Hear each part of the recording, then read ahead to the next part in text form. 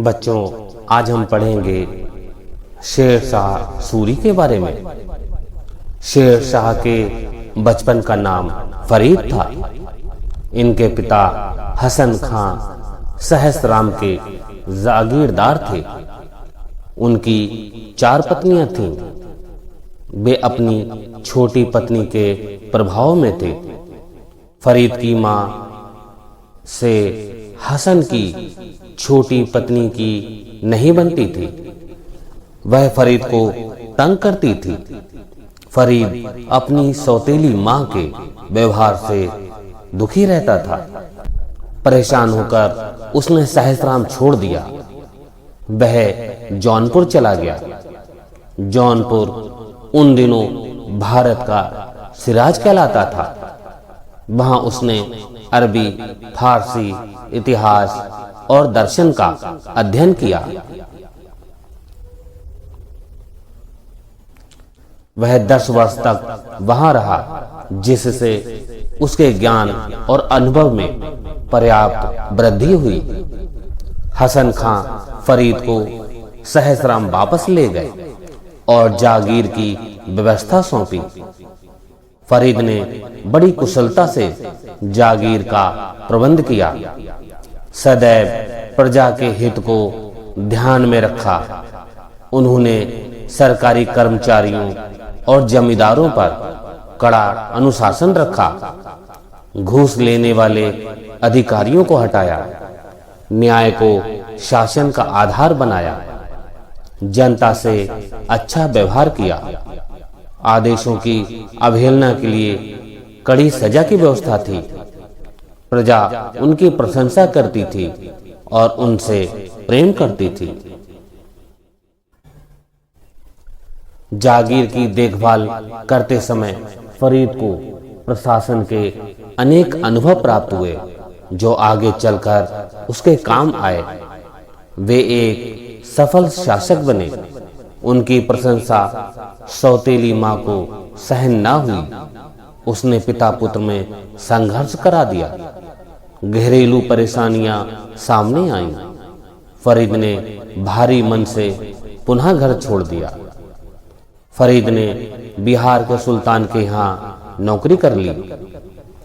शिकार के समय फरीद ने एक शेर से सुल्तान की रक्षा की। प्रसन्न होकर सुल्तान ने उसे शेर खां की उपाधि दी।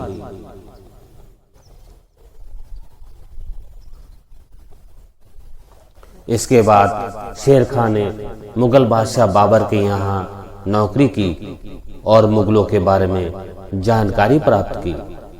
वे अपने मित्र से कहा करते थे कि मैं मुगलों को भारत से निकाल सकता हूं, क्योंकि उनमें फूट है और अनुशासन की कमी है। बादशाह बाबर शेर खां की प्रतिभा से सतर्क हो गया। उसने मंत्री से कहा, शेर खां पर नजर रखो, वह चालाक है। बाद में शेर खां मुगलों से अलग हो गए। वे कहते थे कि मुझे मुगलों में और उन्हें मुझ में विश्वास नहीं है। आगे चलकर शेर खां ने शेर शाह सूरी के नाम से एक विशाल साम्राज्य स्थापित किया। शेर शाह चरित्रवान व्यक्ति थे। वे अच्छे सेनापति थे। साम्राज्य की सुरक्षा के लिए उन्होंने ऐसी मजबूत सेना तैयार की, जिसमें उत्तम चरित्र के आधार पर सीधी भर्ती होती थी। उत्तम नस्ल के घोड़े होते थे। पहचान के लिए सही निशान लगाए जाते थे। उनके समय में उत्तमता पर विशेष बल दिया जाता था। नियमों का कड़ाई से पालन होता था। शेर शाह नीति कुशल शासक थे। वह न्यायप्रिय भी थे और सभी धर्मों का ध्यान रखते थे। राज्य के अधिकारियों को यात्रियों से अच्छा व्यवहार करने के लिए उन्होंने कड़े आदेश दिए थे। राहगीरों की सुरक्षा का पूरा प्रबंध रहता था। राह में मृत्यु हो जाने पर राहगीर के माल को जब्त नहीं किया जाता था।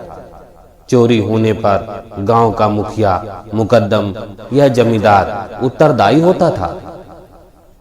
पता न लगा पाने की दशा में उसे स्वयं वही सजा सुन भुगतनी पड़ती थी जो चोरों या लुटेरों को मिल सकती थी। रास्ते में हत्या हो जाने पर भी मुखिया या जमींदार को ही उत्तरदायी ठहराया जाता था। शेरशाह ने व्यापार को उन्नत किया, आवागमन के साधनों को सुधारा, सड़कें बनवाई, उनके दोनों ओर छायादार वृक्ष लगवाए और थोड़ी थोड़ी दूर पर सराएं बनवाई और कुएं खुदवाए। सरायों में सुरक्षा का उचित प्रबंध था। ग्रैंड ट्रंक रोड उन्होंने ही बनवाई थी। यह सड़क सिंधु नदी से बंगाल के सोनार गांव तक जाती है। अब इसका नाम शेरशाह सूरी मार्ग कर दिया गया है।